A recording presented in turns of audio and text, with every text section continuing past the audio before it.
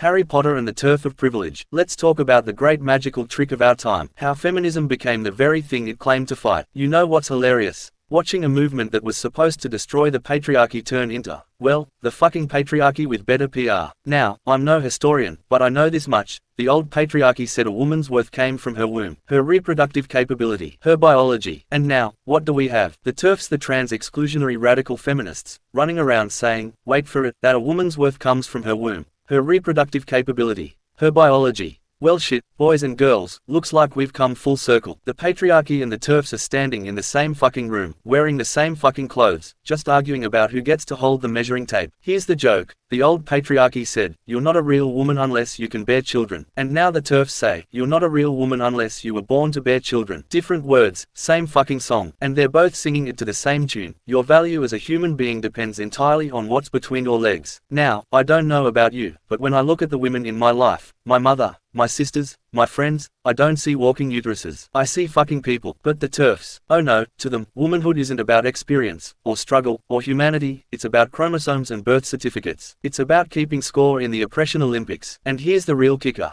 These are the same people who spent decades telling us don't reduce women to their biology. Now they've got their own little purity test based entirely on, wait for it, biology. The hypocrisy is so thick you could spread it on toast. Let me tell you something about these TERF princesses like our dear friend J.K. Rowling. They're not feminists. They're not radicals. They're just the latest version of the same old conservative bullshit dressed up in a feminist costume. They've taken the patriarchy's playbook, crossed out men, and written women born women, and called it progress. They'll tell you they're protecting women's spaces. From what? From whom? From the same marginalized people the patriarchy has been kicking around for centuries. That's not protection, that's just being the school bully's new favorite henchman. And don't even get me started on the class angle. These TERF warriors are almost always wealthy, almost always white, almost always swimming in privilege. But they've got the nerve to call themselves radicals while they sip champagne and decide which vulnerable group to throw under the bus next. The truth is simple. Any movement that defines womanhood by body parts is just patriarchy in drag. Any movement that looks at a human being and sees nothing but their reproductive potential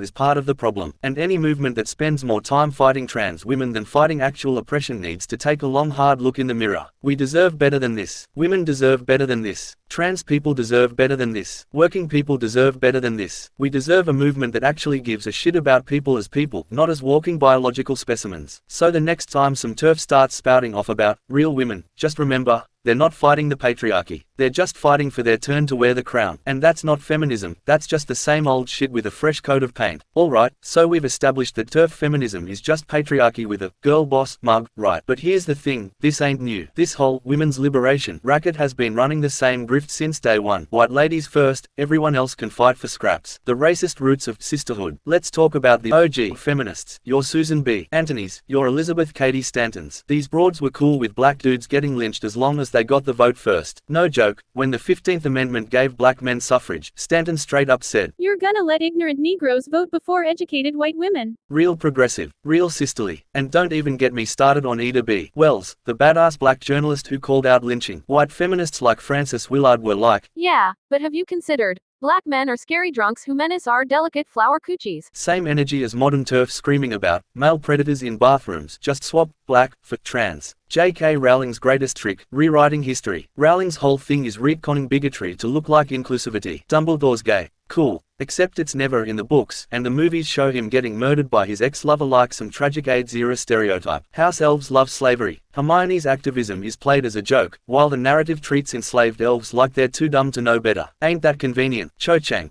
Bro, she's the only Asian character, and her name sounds like a takeout order. Rowling's feminism is performative as hell. She'll tweet about protecting women, then write a whole ass book where the villain is, checks notes, a disabled non-binary person with chronic illness. The TERF playbook, fear, lies, and white women's tears. TERFs are old school feminists. They're the Karens of activism. Their whole MO is invent a boogeyman, trans women, black men, immigrants, whoever's handy. Claim victimhood, won't somebody think of the children? Align with fascists. Rowling's friends include actual British Tories. Sound familiar? It's the same script white suffragettes used to justify racism. The punchline. Feminism was always a right-wing scam. The movement was bankrolled by elites to divide the working class. Ford Foundation paid feminists to focus on corporate girlbossing instead of unions. Rockefeller pushed population control, aka forced sterilization of poor women under the guise of reproductive rights. Rowling uses her Harry Potter billions to fund anti-trans hate groups while crying about cancel culture. It's not liberation. It's neoliberalism with a pussy hat. Feminism could have been radical. It could have been about smashing all oppression. But instead, it was started and spearheaded by rich white women who just wanted their turn at the top. TERFs like Rowling. They're not rebels. They're the system's lapdogs barking at marginalized folks to stay in their lane. The way forward, intersectionality without feminist hypocrisy. We need an intersectional movement that actually fights oppression, not one that cherry-picks whose humanity matters. Feminism's fatal flaw.